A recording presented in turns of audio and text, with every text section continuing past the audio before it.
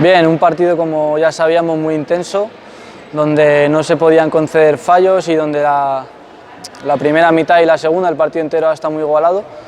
Y nada, todo ha sido como esperábamos y hemos tenido suerte y la balanza se ha decantado de nuestro lado. Sí, bueno, al final sabemos que los partidos duran 40 minutos y nada, y sabemos que ellos tienen una plantilla un poquito más corta que nosotros y que el partido al durar 40 minutos que podíamos remontar y así ha sido. Y hemos seguido luchando, hemos creído y nos hemos quedado los 3 puntos.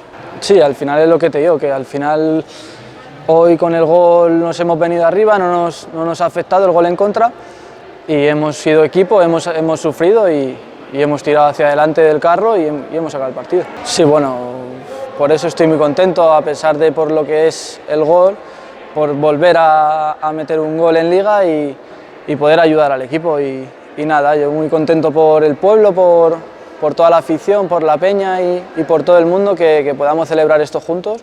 Y pues bueno, ese gol pues pasa ahí al recuerdo, pero lo importante es que somos campeones de la Liga regular.